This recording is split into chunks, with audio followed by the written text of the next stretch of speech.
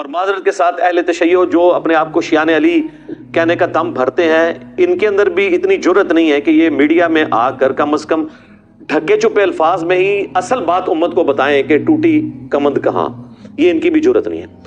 میں اپنے وقت کا ضیاع سمجھتا تھا یزید ابن معاویہ کے خلاف بولنے کو. اس کی وجہ ہے کہ یزید کوئی آسمان سے نازل ہو گئے تو کسی سٹیج پہ آ کے بیٹھ نہیں گیا. یہ اسلامی گراوٹ مسلسل 20 سے 25 سال تھی جس کا نمائندہ بن کے یزید سامنے آیا، لہٰذا اس کو سنگل آؤٹ نہیں کرنا چاہیے.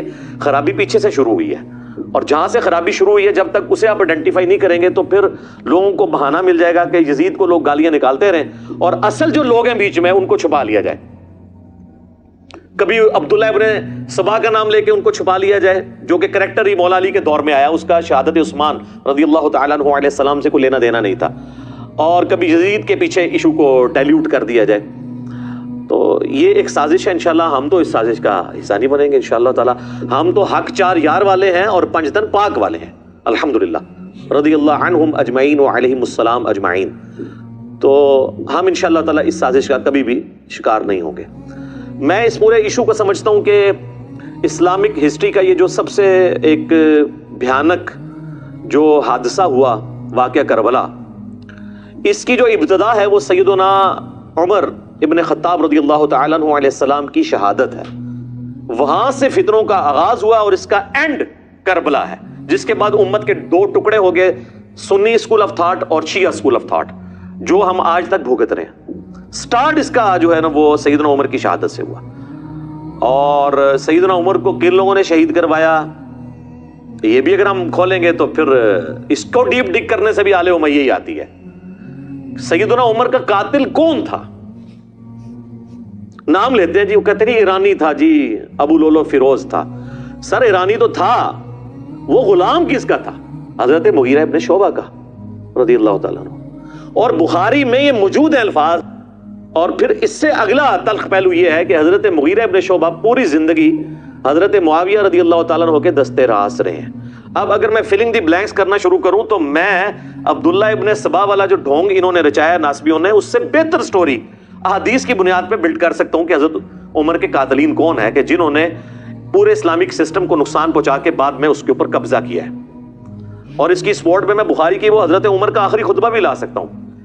صحیح بخاری میں انٹرنیشنل نمبر کے مطابق 6830 نمبر حدیث ہے. حضرت عمر جس سال شہید ہوئے ہیں، بس اسی مہینے میں وہ شہید ہو گئے، 26 ذوالحجہ کو. انہوں نے جو آخری حج کیا ہے 23 ہجری میں، تو وہ مینا میں عبداللہ ابن عباس کہتے ہیں کہ اور عبد الرحمن بن عوف کہ ہم بیٹھے ہوئے تھے، ایک شخص نے آ کے کہا کہ امیر المومنین آپ نے لوگوں کی گفتگو نہیں سنی، لوگ کہہ رہے ہیں کہ عمر جب مر جائے گا تو ہم فلاں شخص کی بیعت کر لیں گے. تو حضرت عمر کو بڑا غصہ آیا، انہوں نے کہا مسلمانوں کے مشورے کے بغیر بیعت کریں گے یہ؟ اور انہوں نے کہا میں ابھی منع میں خطبہ دیتا ہوں اور میں اس ایشو کو یہیں پر ختم کرتا ہوں. تو عبد الرحمن بن عوف نے کہا کہ چند لوگوں نے بات کیا، پبلکلی اس کو ہائی لائٹ نہ کریں. کون سی یوٹیوب پہ ویڈیو آ گئی ہے؟ اگر یوٹیوب پہ ویڈیو آئی ہوتی نا تو حضرت عمر کا بھی خطاب یوٹیوب پہ ہی آنا تھا. جب فتنہ عالمی ہوتا ہے نا پھر اس کے لیے عالمی بیانیہ آتا ہے. خیر مدینہ شریف واپس آئے، وہاں کے انہوں نے ایک ڈیٹیل خطبہ دیا. 6830 نمبر حدیث بخاری کی، ہمارے کربلا والے ریسرچ پیپر میں بڑی لمبی حدیث ہے. اس میں الفاظ ہیں کہ کوئی شخص سیدنا ابو بکر کی خلافت کو پلی نہ لے کہ آمدہ بھی کبھی مسلمانوں کے مشورے کے بغیر اس طریقے سے خلیفہ چن لیا جائے. یعنی حضرت عمر یہ سمجھتے تھے کہ حضرت ابو بکر کو بھی کیٹاسٹروفیکلی چنا گیا، جس طریقے سے مشورہ ہونا چاہیے تھا ویسے نہیں ہو سکا، لیکن وہ ایک ایکسیپشن ہے کیونکہ امت اس کے اوپر راضی ہوگی. اور پھر دوسری بات، حضرت ابو بکر کے پائے کی کوئی اور پرسنالٹی نہیں تھی کہ امت کوئی کلیم کرتا کہ ہاں جی میں بھی اس لیول پہ آ کے تو میں دعوے دار ہوں. ایون مولا علی علیہ السلام نے بھی ان کو 6 مہینے کے بعد ایکسیپٹ کر لیا.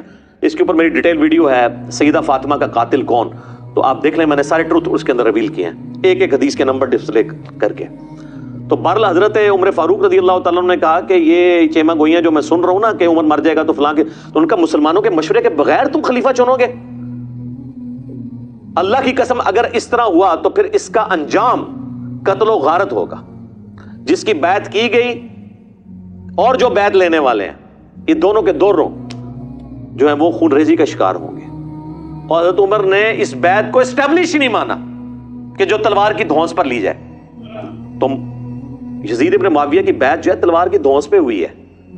کہتے ہیں جی وہ صحابہ نے بیعت کر لی تھی. کس طریقے سے بیعت کی تھی تاریخ نہیں، بخاری مسلم بتاتی ہے. انشاءاللہ میں آج سب کچھ کور کروں گا. ریسرچ پیپر میں تو میں نے کور کیا ہے، اس کے علاوہ کئی ایک ویڈیوز کے اندر کور کیا ہوا ہے. تو جو دھونس اور بدماشی کے ساتھ بیعت لی جائے تو بیعت سیدنا عمر کے فتوے کے تحت اسٹیبلش ہی نہیں ہوتی. جب بیعت اسٹیبلش نہیں ہوگی تو لہٰذا اس بیعت کے خلاف کھڑے ہونے والے کو خروج پر مبنی نہیں مانا جائے گا، بلکہ وہ قیام حسینی ہے. خروج وہ ہے جو مولا علی کے خلاف ہوا ہے جنگ جمل صفین اور نہروان کے اندر، کیونکہ ان کی بیعت اسٹیبلش تھی، وہ خلفائے راشدین میں سے. اس کو بھی میں انشاءاللہ ڈسکس کروں گا. تو یہ میں نے تمہیداً گفتگو کی ہے تاکہ ایک اوورال ڈاکٹرن کلیئر ہو کہ اصل ایشو سیدنا عمر کی شہادت سے شروع ہے، اور اس کی پریڈکشن پہلے ہی صحیح بخاری اور صحیح مسلم میں نبی الاسلام کی احادیث موجود ہیں. اور بلکہ یہ تو ایک پورا ایک ٹاپک ہے دلائل النبوہ کا.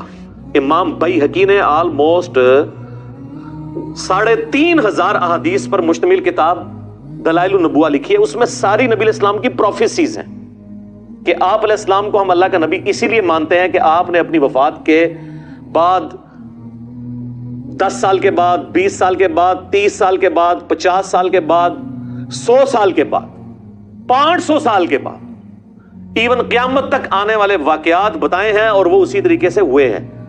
امام بیہقی نے اپنے زمانے تک تو وہ چیزوں کو جمع کیا. ان کی وفات ہوئی ہے 458 ہجری میں. تاتاریوں کا فتنہ بھی ان کے بعد آیا ہے، حالانکہ تاتاریوں کے فتنے کی حدیثیں بخاری مسلم میں موجود تھی. امام بیہقی نے وہ دیکھا نہیں ہے، لیکن ہم تو آج کہہ سکتے ہیں وہ بھی پورا ہو گیا. عمار کو باغی جماعت قتل کرے گی، یہ اس کے اندر ہے. میری بیوی پر خوف کے کتے بھونکیں گے، سیدہ عائشہ پہ بھونکے جب جمل کے لیے نکلی. اسی طریقے سے جتنی بھی پروفیسیز ہیں یہ سب کے سب دلائل النبوہ کے اندر موجود ہیں. یہ ایک پوری کتاب ہے جس کی بنیاد پہ ہم نبی علیہ السلام کو ایک جنگجو بادشاہ نہیں مانتے بلکہ اللہ کا پیغمبر مانتے ہیں. دلائل النبوہ کو اگر احادیث کے خزانے سے نکال دیں تو کوئی شخص بھی رسول اللہ صلی اللہ علیہ وآلہ وسلم کی جنگوں کو جسٹیفائی نہیں کر سکتا. کیونکہ اگر صرف جنگوں کے ذریعے فتوحات کرنے کا نام اللہ کی غیبی تائید ہے تو سکندر اعظم نے بھی کی ہے. چنگیز خان نے تو انسانی ہسٹری میں سب سے زیادہ فتوحات کی ہیں، اور برٹش امپائر کی امپائر تو دنیا کی سب سے بڑی امپائر تھی. نہ رومن امپائر اس کا مقابلہ کرتی تھی، نہ مسلم کی امپائرز، ایون تاتاریوں سے بھی بڑی امپائر تھی ان کی. تو ہم کیا کہیں گے جی یہ سب کے ساتھ غیبی تائید تھی. ادھر فرق یہ ہے کہ ان لوگوں نے یہ نہیں بتایا تھا کہ ہمارے بعد کیا ہوگا، لیکن ہمارے نبی علیہ السلام اللہ کے پیغمبر ہیں، وہ جنگجو نہیں ہیں. انہوں نے بتایا کہ میرے بعد اس طرح بگاڑ ہوگا. ایک ایک بندے کو انہوں نے پوائنٹ آؤٹ کیا اور منوان پورا ہوا ہے. یہ اس چیز کا ثبوت ہے کہ نبی علیہ السلام ایک جنگجو نہیں تھے بلکہ اللہ کے پیغمبر تھے. امام المجاہدین ہیں. وہ جہاد اور قتال کا دنیاوی بادشاہوں کی جنگوں کے ساتھ کوئی لینا دینا نہیں، نعوذ باللہ من ذالک. تو بخاری اور مسلم کی ایک حدیث ہے، یہ حدیث بھی آپ کو دلائل النبوہ کے اندر مل جائے گی، بخاری مسلم دونوں میں حدیث ہے. نبی صلی اللہ علیہ وآلہ وسلم نے ارشاد فرمایا، میری امت اور فتنوں کے درمیان ایک دروازہ ہے، جب وہ دروازہ توڑ دیا جائے گا تو میری امت پہ فتنے ٹوٹ پڑیں گے. اور وہ دروازہ توڑا جائے گا، کھولا نہیں جائے گا. پھر آپ نے فرمایا وہ دروازہ عمر ہے.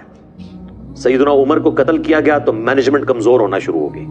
سیدنا عثمان بے شک خلیفہ راشد تھے لیکن ان کی مینیجریل سکلز سیدنا عمر والی نہیں تھی. پھر وہ بہت بڑی عمر میں خلیفہ بنائے گئے، 70+ کے ہو چکے تھے. اور پھر کئی ایک چیزیں جو میں آج ڈسکس نہیں کرنا چاہتا، آپ یوٹیوب پہ میرا کلپ دیکھ لیں. سیدنا عثمان کی شہادت کے اصلی اسباب کیا ہیں، میرے ریسرچ پیپر میں بھی ہیں. صحیح مسلم میں اوپر تلے 4 حدیث ہیں. مولا علی کے فضائل والے چیپٹر میں انٹرنیشنل نمبر کے مطابق 6225 سے 6228 تک نبی علیہ السلام نے اپنے آخری حج میں مدینہ شریف آتے ہوئے مکے سے واپسی پہ خم نامی گاؤں میں خطبہ دیا. اونٹ کے پالان کا ممبر رکھا گیا. آپ علیہ السلام نے کنکلوڈنگ گفتگو کی، اے لوگو آگاہ ہو جاؤ، میں بھی ایک انسان ہوں. قریب ہے کہ اللہ کا قاصد یعنی موت کا فرشتہ میرے پاس آئے اور میں اس کی دعوت قبول کر لوں. میں اپنے بعد تم میں 2 بھاری چیزیں چھوڑ کے جا رہا ہوں. ان میں سے پہلی چیز اللہ کی کتاب ہے، اس میں ہدایت ہے، اس میں نور ہے. تم اللہ کی کتاب کو پکڑو، اپنا تعلق اس کتاب کے ساتھ مضبوط کرو. اللہ کی کتاب اللہ کی رسی ہے، جو اسے پکڑے گا وہ ہدایت پہ ہوگا، جو اسے چھوڑ دے گا وہ گمراہ ہو جائے گا. پھر زید بن ارقم کہتے ہیں کہ نبی علیہ السلام ہمیں ترغیب دلاتے رہے، اللہ کی کتاب، اللہ کی کتاب، اللہ کی کتاب. اور پھر فرمایا کہ دوسری بھاری چیز میرے اہل بیت ہیں، میں اپنے اہل بیت کے معاملے میں تمہیں اللہ کا خوف دلاتا ہوں. اور اس جملے کو آپ نے 3 دفعہ ریپیٹ کیا. لیکن امت نے بالکل الٹ کیا، نہ قرآن کو پکڑا اور نہ اہل بیت کو زندہ چھوڑا. تو یہ ایک بہت تلخ چیز ہے. اور نبی علیہ السلام ہمیں غدیر خم کے اوپر وصیت کر کے گئے، اور یہ پلیٹ فارم اللہ کے فضل سے قرآن کی توحید پہ کھڑا ہے اور اہل بیت کے دفاع پر یہ پلیٹ فارم غدیر خم پہ ہے الحمدللہ. غدیر خون کی حدیث تو بہت کم ہی بیان ہوتی تھی، اور کئی مکتب فکر کے لوگوں کو تو اس حدیث کا پتہ ہی نہیں تھا. ان کو وہ ایک روایت جو ضرب تقسیم لگا کے حسن درجے تک پہنچتی ہے المستدرک للحاکم کی، الموطا امام مالک میں بھی ہے لیکن وہاں تو اس کی سند ہی چھوٹی ہوئی ہے. امام مالک نے بغیر واسطے کے روایت بیان کی ہے، پوری سند اس کی المستدرک للحاکم کے اندر ہے، کتاب العلم چیپٹر کے اندر 318 نمبر 318. وہ حجت الوداع کا خطبہ ہے کہ 2 چیزیں چھوڑ کے جا رہا ہوں، اللہ کی کتاب اور اس کے نبی کی سنت، اسے مضبوطی سے پکڑ لو گے کبھی گمراہ نہیں ہوگے. اور مسلم شریف میں جو حجت الوداع کا خطبہ ہے نا، انٹرنیشنل نمبر کے مطابق 2950، اس میں سنت کا ذکر نہیں، صرف کتاب اللہ کا ذکر ہے. سنت کو ماننا، کتاب اللہ کو ماننا اس کے اندر امپلائڈ ہے، کیونکہ قرآن ہی نے ہمیں سنت کی طرف رہنمائی کی ہے نا. من یطیع الرسول فقد اطاع اللہ، جس نے رسول اللہ کی اطاعت کی اس نے اللہ کی اطاعت کی. صلی اللہ علیہ وآلہ وسلم. صلاۃ بر محمد وآل محمد. اللہم صلی علی محمد وعلی آل محمد وبارک وسلم واصحابہ اجمعین الی یوم الدین. آمین.